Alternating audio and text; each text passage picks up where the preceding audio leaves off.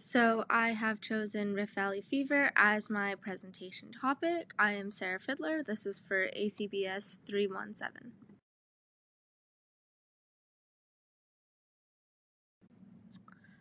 I chose Rift Valley Fever as my video presentation topic. The reason I chose this outbreak is because it is a good example of why the One Health approach is necessary for control.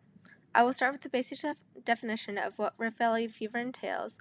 So Rift Valley fever, also known as RVF, is an acute viral hemorrhagic fever, commonly in domesticated animals, which can be transmitted to cause illnesses in people. A virus called RVF, referred to as RVFV. Geographical locations of this virus can be in sub-Saharan Africa and Egypt. There are multiple other locations with these, but these are the most common. As previously mentioned, domesticated animals are affected, mainly livestock, by RVF. These livestock are cattle, buffalo, sheep, goat, and camels. Before beginning this class, I had no idea what the One Health approach was, so let me explain it to you. A very broad definition is an approach that is connection of the health of people, the health of animals, and the health of the environment, all working together in a shared atmosphere. What affects the domain of either people, animals, or the environment can affect one another.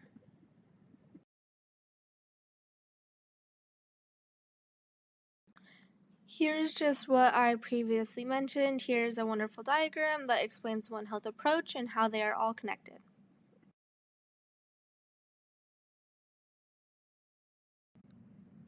Dating back to how this disease came to play is through mosquito-borne zoonotic viral disease.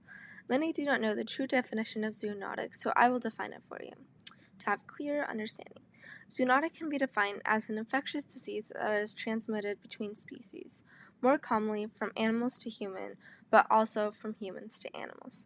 Rift Valley fever can cause high mortality rate in both humans and animal populations.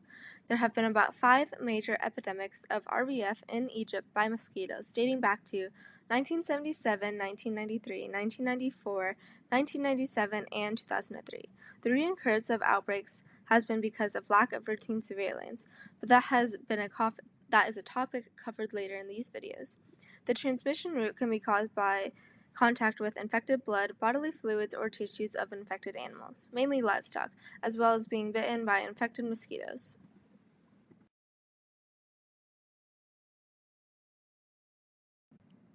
I believe this diagram is a very good representation of the transmission route of Rift Valley fever. So the mosquito can bite the human, can bite the livestock, can bite the wildlife, and everything it turns to from this whole entire cycle.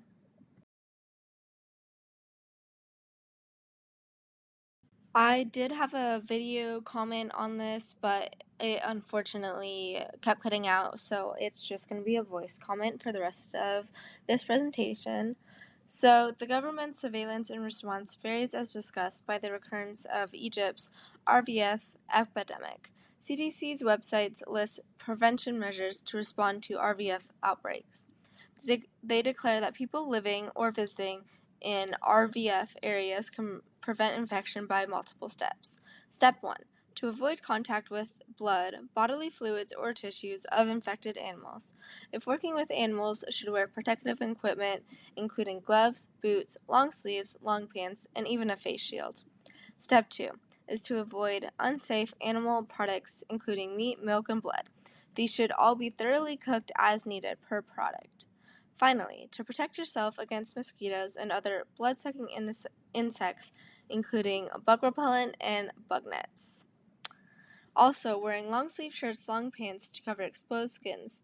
There is no vaccination available for people, but there are different types of vaccinations available for animals. One of the oldest vaccinations used for controlling RVF in Africa is called Smith-Burn vaccine.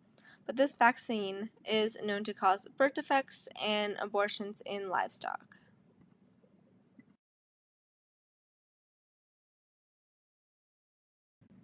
Treatments and vaccines on the medical side of things. As mentioned before, there's a vaccination of livestock, but it only gives complications and reproductions. With most cases of RVF in humans, they are relatively mild and have short duration. With severe cases, the only treatment would be general supportive therapy. There's an inactive vaccine for human use. It is not licensed or commercially available. There are different forms of Rift Valley fever that humans can be affected by, a mild form and a severe form.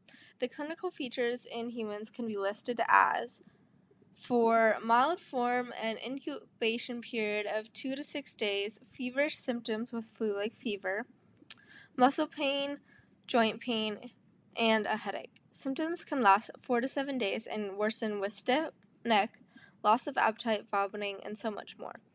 In these early stages, patients can be mistreated with meningitis. The severe form is only a small percentage of patients and have 3 individual forms in itself. The individual forms include ocular with lesions on the eye. The next form includes intense headaches, memory loss, vertigo, and coma. The last of the 3 forms include liver impairment, signs of hemorrhage, and can become fatal.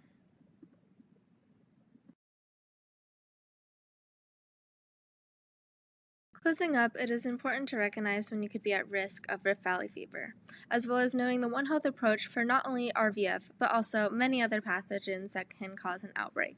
Here are my citations. Thank you for listening to my video presentation.